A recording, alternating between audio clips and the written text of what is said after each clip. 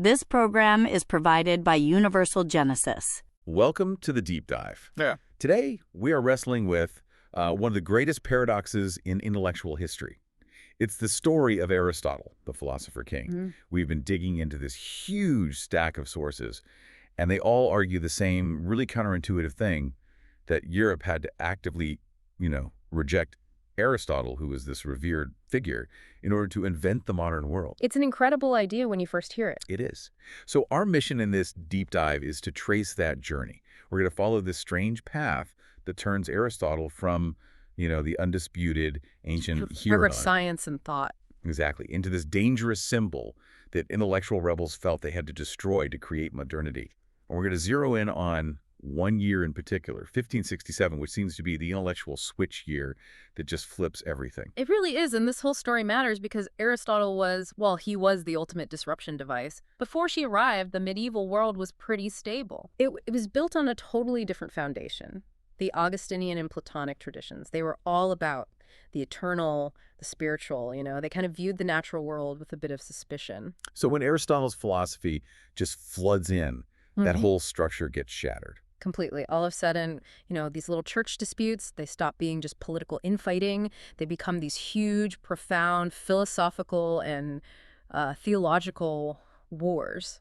So he basically gave them the tools to fight with, the logic, the syllogisms. He provided the ultimate framework, and that instantly turned any disagreement into a conflict over the very nature of truth itself. Okay, so let's jump back. Let's start in the 12th and 13th centuries. This is what we can call the period of initial zeal. Yeah. The sources are all hammering home this massive revolutionary influx of his work, his natural philosophy, politics, ethics, all coming in through places like the Toledo School of Translators. What was the immediate effect of that? The shock was just profound. And it was because of the systematic nature of it all. For the first time, Europe had this comprehensive, logical roadmap for studying everything. From physics to politics? From physics and biology to ethics and governance, yeah. It created this tremendous intellectual hunger. He became the philosophy king. University curricula just restructured themselves overnight to fit him in. He was a missing genius, suddenly restored. But that excitement, that zeal, it was almost immediately poisoned, right? Almost instantly. What was it about this hyper-organized system that made it such a threat? This is what leads to the first big backlash. Averroism. Well, the very things that made him so attractive, the system, the reason, were the same things that became terrifying to the church. Averroes, or Ibn Rushd, he was the major Arab commentator whose ideas basically came packaged with Aristotle's texts. Yeah, okay. And he championed two really dangerous ideas. First, that natural science, based on observation reason, was superior to theology. And second, he stressed the radical independence of reason. Independence of reason. That's a direct challenge to a system built on faith and divine revelation. It's a declaration of war, and the result was immediate fear. This new Aristotelian system got labeled a dangerous ideology because it just seemed to contradict core tenets of the faith. Like what specifically? Well, his physics, for example, suggested an eternal world theory, which, directly contradicts the Christian doctrine of a world created out of nothing. Right. But the idea that really blew things up was the alleged doctrine of double truth. Now, to be fair, Averroes didn't strictly teach this, but the fear of it was very real. Okay, so what is the doctrine of double truth? It's the idea that a proposition could be philosophically true-like, a necessary conclusion of your own reason, but at the same time, it could be theologically false, contrary to revelation. Well, hold on, let me just unpack that for everyone, because that's a huge idea. That means you could have something true in your mind based on logic. Yeah. But you also have to believe the literal opposite is true in church. That's intellectual schizophrenia. It creates an impossible tension. And that's precisely why Aristotle, filtered through Averroes, was immediately branded the symbol of dangerous thought. He became the flashpoint for this huge conflict between reason and faith. So the fire was lit pretty quickly. But the biggest institutional effort to control that fire comes in the mid-13th century with the colossal work of Thomas Aquinas. The sources call it the Pacification Project. Right, and Aquinas' genius was that he tried to defang Aristotle. He couldn't just reject him. The philosophical structure was just too useful, too foundational for the universities. So what was his method?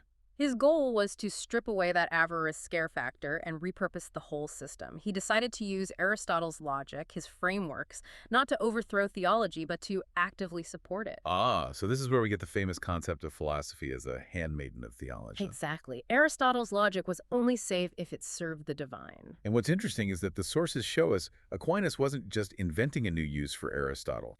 He was acting as a mediator because the anti-Aristotle feeling was already incredibly strong. That's the crucial context. His system, which we call scholasticism, the philosophy of the medieval schools, it was basically damage control. It was designed to lock Aristotle securely in the church's service and, cut off his disruptive scientific side. But that tension never really went away. No, it just simmered, and then it absolutely explodes with the next big wave, the Protestant explosion. Right, so the clock moves forward to the early 16th century. Luther arrives in 1517. You mentioned the old medieval stability was built on the Augustinian tradition. Can you just quickly remind us why that made Luther so hostile to Aristotle? Sure. The Augustinian framework basically distrusts the messy physical world. It prioritizes revelation, the divine. So for Luther, everything came down to grace and faith alone. Okay. But Aristotle was obsessed with the natural world and, human potential. His ethics was a rational system of morality. It suggested humans could become good through their own actions and reason. And Luther saw that as competition for God. Precisely. He saw the ethics as promoting this terrifying idea that humans could earn their own salvation through good works instead of through divine faith. Luther was, he was furious. He demanded Aristotle's books be pulled from universities. He turned the philosopher king into persona non grata for Protestants. Okay, but this is where I get confused, based on the material. Yeah. If Luther hated Aristotle so much, why did Protestant universities, like Wittenberg, keep using his textbooks? His physics and his logic were taught for centuries. And that is the magnificent paradox of the 16th century. They hated his philosophy, but they had no replacement for his curriculum.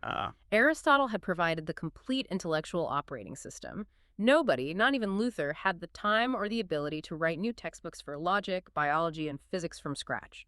So they taught his framework, his concepts, his definitions, even while they were preaching against his core ethics. So he was simultaneously indispensable and toxic. That's the perfect way to put it. He was caught in the middle of a war he started, Catholics trying to tame him, Protestants rejecting him but secretly using his notes. This is the dynamic that leads us right to that critical turning point we've identified, 1567. Yes.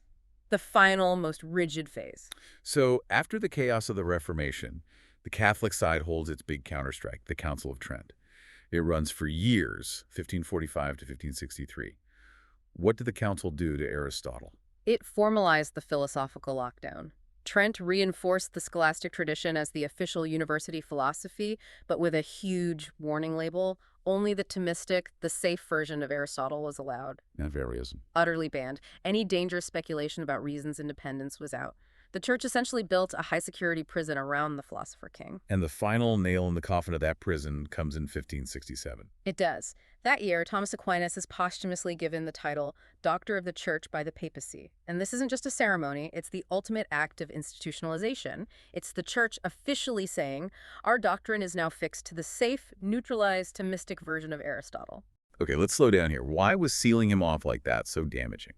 What does it actually mean to trap science in the prison of theology? This is the core of it. By institutionalizing Aquinas' version as the only acceptable framework, the church effectively sealed off Aristotle's scientific side. Natural philosophy, the study of the physical world, was now trapped. So it couldn't be a field of independent inquiry anymore. No, its only purpose was to serve theology. In practice, this meant that no empirical observation could ever challenge an established dogma. If Aquinas' interpretation of Aristotle's physics said something about the heavens, no telescope could prove otherwise. It made scientific investigation pointless. It made it irrelevant, and it forbade any challenge. The whole scholastic university system became a regulatory body, not an engine of inquiry. So the very act that was meant to secure his legacy was, ironically, a de facto death sentence for his natural philosophy. Exactly. And that rigidity, that official stamp, it just intensified the opposition. It turned Aristotle into the crystal clear symbolic enemy of intellectual freedom for everyone else. Protestants, other Catholics, and this new breed of natural scientists. If you wanted to do new independent science. You had to tear down the philosopher king because he was now the enemy's flag. Which takes us to the Great Intellectual Revolt. And it confirms that 1567 really was the chronological switch year.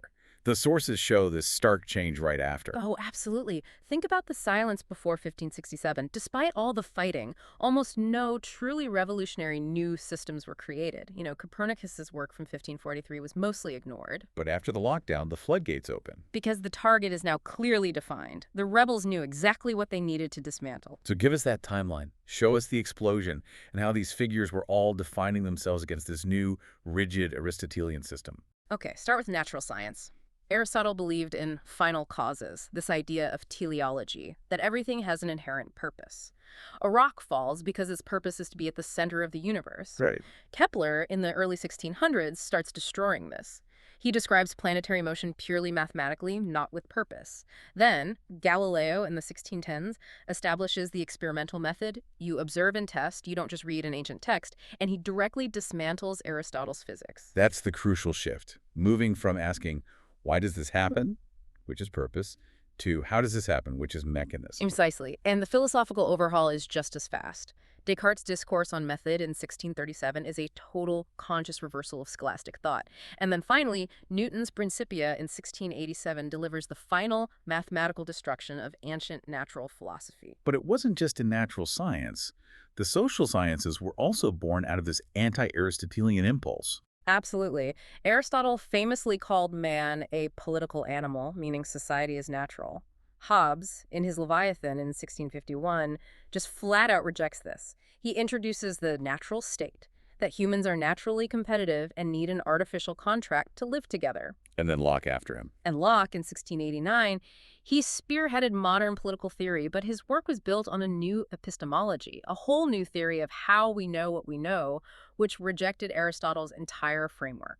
So the key takeaway is that all of them, scientists, philosophers, political theorists, they were all united in this systemic rebellion against the university system's monopoly on Aristotle's thought. A monopoly that was made rigid and undeniable in 1567.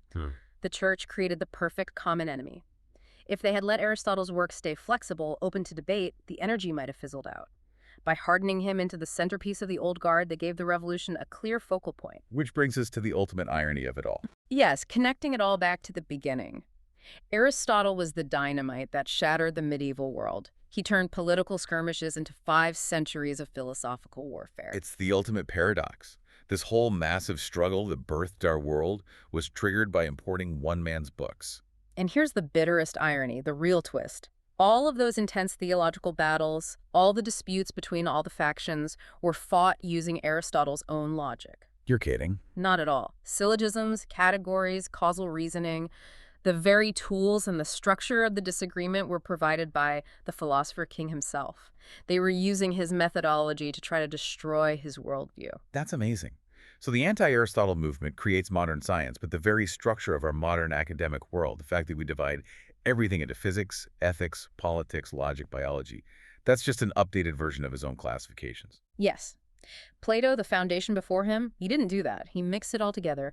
Aristotle organized reality into these neat analytical disciplines. So the very enemies who overthrew his physics were actually his unintended intellectual descendants. They threw out all the files, but they kept his filing cabinet. That's a perfect analogy. What a profound journey. We've seen the disruption of his arrival, the 2 main rejections, Averroism and the Reformation, and that defining moment in 1567 that locked everything down. And the ultimate takeaway here is a provocative thought, something for you to chew on. If the most aggressive intellectual progress often comes not from finding a new path, but from intensely hating and trying to destroy the dominant existing system, a system so rigid it can't adapt, what current dominant system or ideology in our world are we trying to overthrow right now that might, just might, inadvertently birth the next great intellectual leap?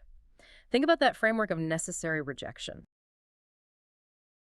This program is provided by Universal Genesis.